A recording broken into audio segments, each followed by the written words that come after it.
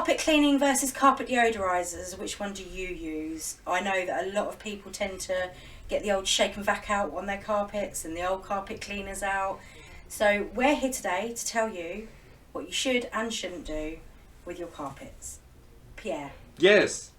Carpet cleaning. Oh. Carpet deodorisers. Absolutely delightful. I mean, Tesco's are full of shelves. They've got Yes. all different These types nice of things. yeah. Shake Lots and of vac. those. Used to be one of my favourite things. Yes. Can't get it out the carpet though when you put it down. That's right. So yes, what's better? So let's just go back to the scenario and understand why we talk about this. You touched on it briefly. I wish to expand on it a little because in the nearly 20 years we've been doing this, I have seen many clients that call us up and go, "Ooh, there's a bit of a smell coming from the carpet." Now, sometimes it happens because somebody moved into a home and they don't know the history of the carpet. And sometimes somebody has gone down all the avenues of home remedies. Like we all do, Google is our favourite thing. We love it, we love it. Because it's just going to be easy to fix that. And sometimes it simply is. It is easy to fix that. But there's many times way beyond when they should have called the professionals to come and clean it. So let's go to an example. What's spilt on the carpet, Tracy? Milk. Some milk spilt on the carpet. Okay, wonderful. And then there's a You get that horrible rotten milk smell, Yes. especially when they heat. Oh yes. As it gets warmer, the smell's coming. Now, out of course, the in carpet. a case like milk, I would say definitely rather call the professional straight away, because what you have is a high concentration of protein, and the bacteria would break that down, and it's the bacteria that's causing the smell. Similar to the other video we did the other day about urine. Headway, yeah. Exactly.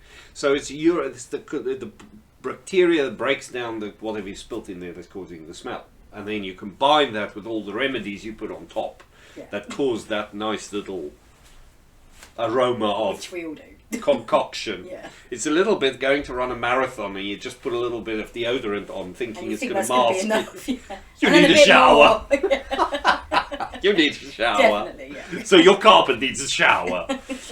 So it's very much that. So if something like milk spill goes on, we've had some strange ones. And then this one wasn't necessarily so much for the smell because we got there straight away, but the interesting one, the dog ate the whole slab of butter and then was sick on the carpet. Oh, dear. So, yeah. you know, you're just not going to mask that. You need to No. deal with it. In fact, we had to lift the carpet and deal with it from the back of the carpet and try and make it better. That's, of course, an extreme example. But if it comes to, is it possible to deal with odours when you have a bit of odour in the room? Say you move into a house and you think, heck, you know what, there's a bit of odour in the room, how am I going to deal with this? Smells a bit musty. Personally, and this is only personal, right, I'm no fan at all for those little plug-in deodorisers, because that puts stuff in the air that you breathe, and it just, in my opinion, as asthma, I can't use them. you so can't keep on constantly masking it with something like that. Yes, if you want a bit of odour in the house and you might decide to do that, then it's your choice. I'm not a fan of them. Also, there's a fire risk with those items. It can start a fire. Very rare though, but it can happen. So watch out for that. And the other thing is our dear friend Shake and Whack, or anything like that, Febreze, anything like that. They are so good at their marketing. It solves every problem, I mean, doesn't Shake it? and Vac has been around. My mum used to use it. My grandmother. And you know what? In a certain way, it fills a purpose. If you want that nice fresh smell to your carpet, it's not because it smells bad, but you know what? You've got a very important guest coming, and you think, you know what? I just want a bit of a fresh smell to the room. You know, a very little bit, you can put it down and you can vacuum the carpet and there's a fresh smell to the room. Not because you're using this to masking the smell. So using that as I just want to freshen my room up because I've got guests coming round. Exactly. That's the kind of thing you That's use that in a for. very, very little bit, and then put that out. And where this actually also a little trickier for the viewers. Where this works extremely well. You know that vacuum cleaner that smell like a wet dog? Yes. You've got the vacuum cleaner, you love your vacuum cleaner, and you think, every time I use it, it smells like a wet dog. Yeah.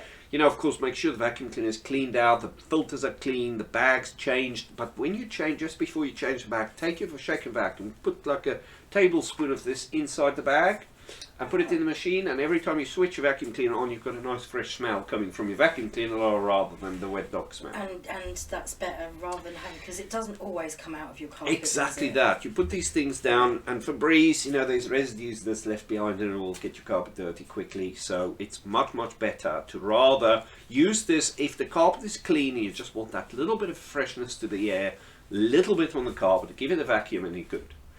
But if there's any reason why there's a lingering odour, then you carpet it's cleaning. probably not going to help masking it with something. Okay. Then carpet cleaning, although when you call us to talk about carpet cleaning, you're probably going to find that we'll tell you, we cannot promise to get the smell out, and in some cases, like with our video the other day, you might actually find we clean it and it's actually even worse. Because the previous spills, the previous owners as pets and all those sort of problems, the spilt milk in the corner, now that product, that spill is dried.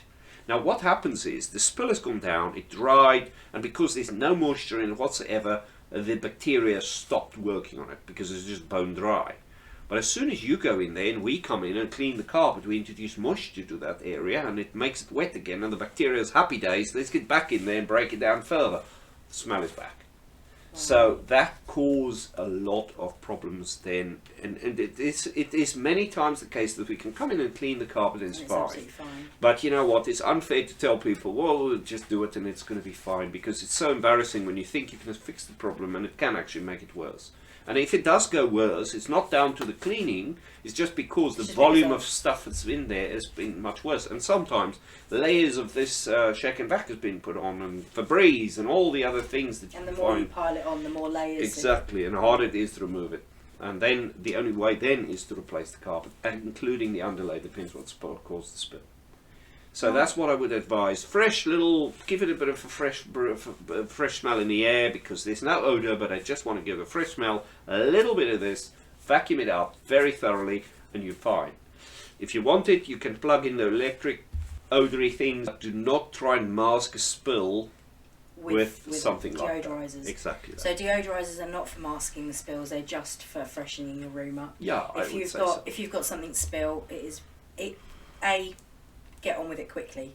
Deal with the problem quickly. Don't just leave it and then think it's going to miraculously disappear. And then call one of your professional local cleaners, because they are always there to help. And then also, people watching this might actually find themselves living in Edinburgh or way far away from where we service the market. And what would somebody like that do? So my advice would be, go to the National Carpet Cleaners Association's website, and they have a lot of members on there that you can contact, and these people would know, they would be trained, they would be insured, and you can call somebody. Different areas on there exactly. As well, so you pick your postcode and you can find somebody in your local area, and you know they're trained, and the National Carpet Cleaners Association is available for lots of advice. You can even call them up and they'll happily put you in touch with someone. Well, there you go. So if you're not in our area, then you can use that, or if you have any questions, just call us up and we can talk it through. And there you go. That's I think that's helped actually quite a lot. I haven't had to ask you any questions today. Look, yeah, well done. Okay. But yeah, thank you everybody for watching. Hope Thank you helped. you. Give us a shout if you need anything else. Bye for now.